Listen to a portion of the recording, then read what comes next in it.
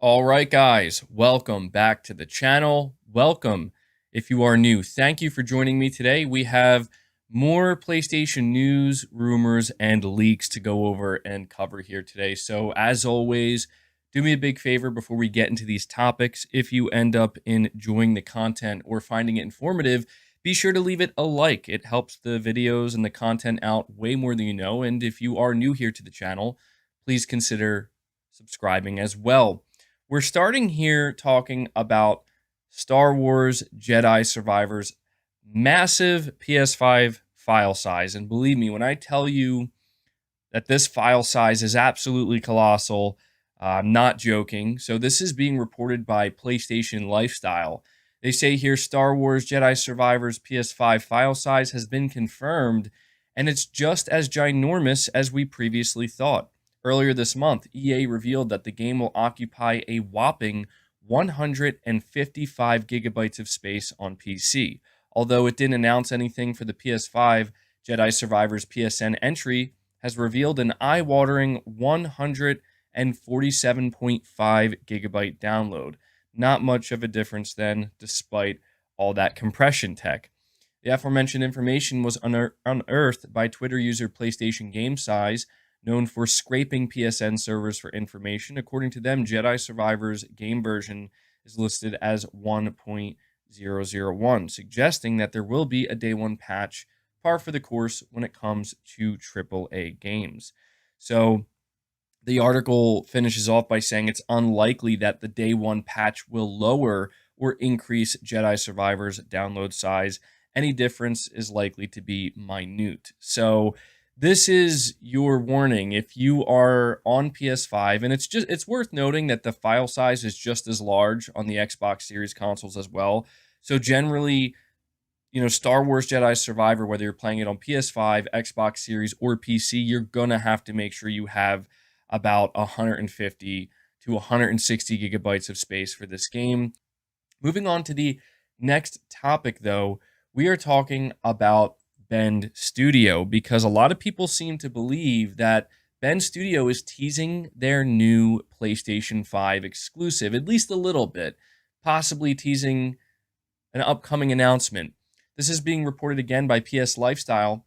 Sony Interactive Entertainment's Bend Studio caused a bit of a stir among fans the other day when it seemingly teased its new game in a tweet. Although we know Days Gone 2 is well outside the realm of possibility, the tweet hasn't stopped fans from hoping for a sequel. There isn't much to the tweet except Bend Studio reminding fans that it's hard at work on its new project, which has been kept tightly under wraps thus far, but the tweet is an outlier and that this is the first time Bend Studio has officially alluded to anything new outside of its usual job advertisements. Twitter replies are understandably full of requests for Days Gone 2. However, the chances of Bend Studio working on a sequel for its 2019 PS4 exclusive are slim to none. But they show the PlayStation Studios logo and a pen with the Bend Studio logo on it. And this tweet garnered a lot of attention because a lot of people came across it and kind of got the feeling that this is alluding to something, this is hinting at something, not necessarily what the game is. It's worth noting that Bend Studio did confirm, I believe it was summer of 2022. So actually, last year, they explicitly confirmed in a PlayStation blog post that they are working on a brand new AAA IP that will have multiplayer elements. And they also went on to say that this new IP is going to build upon the open world elements that were present in Days Gone. So while we might not be getting a Days Gone 2, it sounds like whatever this new game is from Bend Studio is going to be big. It's going to be taking a lot of inspiration, obviously, from what they were able to achieve in Days Gone. And so there's a pretty decent chance, I would say, that if a PlayStation showcase is going to happen in the coming weeks, Bend Studio could be a studio that we end up hearing from. So let me know your thoughts on that.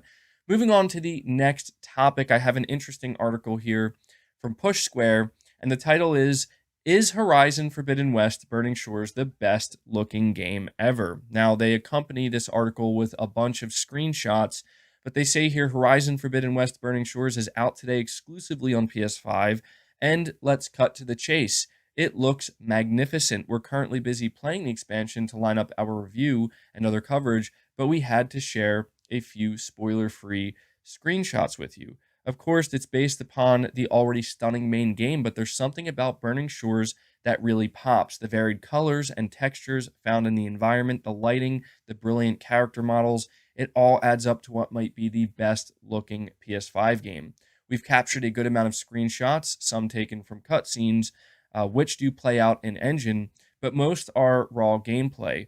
It's more proof that when Sony's first party teams are firing on all cylinders, they often deliver some of the best visuals in the business. And I wanted to highlight this article because I've been seeing a lot of people reacting and posting their, responses essentially online to this Burning Shores DLC. In fact, I'm sure some of you are already playing it, and people are absolutely stunned by just how good this game looks. A lot of people are actually claiming, and I wouldn't be surprised at all, that Horizon Forbidden West, for as good as it looks, Burning Shores actually improves upon it and actually manages to look even better. Considering it's a PS5 only piece of DLC that cannot be played on PS4, that would not surprise me at all, honestly. I mean, we know how talented Gorilla is, but yeah, I've been seeing screenshots making around. I haven't gotten to play it myself yet, but it's seeming like this DLC from Gorilla could potentially be the best looking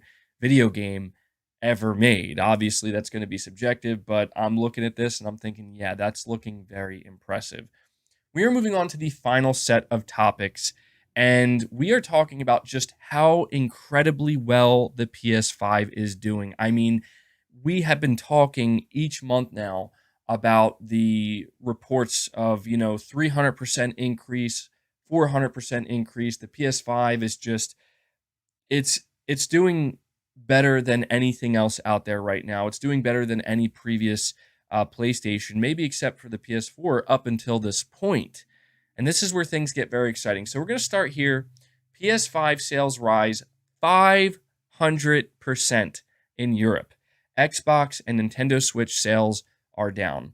Says here the PlayStation 5 is having a breakout year so far. For March 2023, PS5 sales across Europe have risen 500% when compared to the same numbers for March 2022. Meanwhile, the Xbox Series X and S and Nintendo Switch are struggling in the region.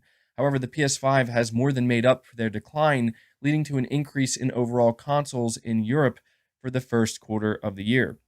As suggested by GamesIndustry.biz, the reason for this surge in Europe PS5 sales is due to severe stock shortages for Sony's console in 2022. For Q1 2023, the PS5 has a 369% year-on-year rise in sales, while the Switch is down by 18% and the Xbox Series consoles are down by 10%. For clarity, these figures do not include UK console data, which we already talked about, and we've seen a very similar picture in the UK, where the PS5 is soaring high and it's essentially carrying the industry to a certain extent. By that, I mean, while the Nintendo Switch is down, which is understandable, the Nintendo Switch is an older console at this point, and the Xbox consoles are down in the negatives. The PS5 is not only doing positive, but it's doing so positive that it's basically offsetting everything and actually leading to positive results. So 500% increase in Europe. That is absolutely wild. The craziest thing about this, and what we're also about to talk about, is the fact that this is happening before games like Final Fantasy 16 and Spider-Man 2 come out. I mean, really let that sink in for a moment. The PS5 is doing this well without the big hitter games even being released yet. Kind of staggering. Now, what's even more crazy is we are now learning about the US data, and the US data is coming out and telling us that PS5 sales are now tracking ahead of the PS4s on a time aligned basis. Now, this is a very, very big deal because the PS4 was an immensely successful console for Sony. It went on to sell, if I'm not mistaken, about 117, close to 120 million units. And I've speculated many times in the past that seeing the amount of hype and momentum that the PS5 has surrounding it, I could very easily see it surpassing the PS4, and who knows, maybe even making its way to the PlayStation 2. So this is being reported by VGC. They say PS5 sales in the United States have overtaken those of PS4 on a time-aligned basis. That's according to Matt Piscatella, executive director and video game industry analyst at Circana, formerly known as NPD Group. In the company's latest monthly sales report, which was published on Wednesday, Piscatella noted that PS5 unit sales are now tracking ahead of PS4s after the first 29 months on the market for both consoles. Boosted by increased stock and recent price promotions, PS5 is the best-selling console unit in both units and dollars for both March and 2023 year to date. Last month, Circana reported that PS5 sales had reached a record high for any PlayStation system in the month of February. And according to Matt Piscatella, PS5 also set a new March individual PlayStation platform unit record. Sony recently said it expects PS5 to smash PS4's global sales record for the first 3 months of the calendar year. And that's pretty much exactly what is happening. And it's interesting because I remember when Sony came out and said this, a lot of people were doubtful, understandably so, because that's a pretty tough record to break. And, Sony doesn't have any major first party releases for the first quarter, and yet this is what they're doing. And I saved the best news for last, okay? And this is something that it really does bring a smile to my face. It really does make me feel good to be reporting on this. And I haven't seen many others reporting on it, but I've seen Push Square reporting on it. And they have a title here, and this should put a smile on your face as well. Scalped PS5 prices plummet as retail stock surges. And so, yeah, if you go over to Reddit, you are seeing some scalpers, or at least people posting images of what are scalpers now trying to get rid of their PS5 stock by selling it for $400. And you absolutely love to see it.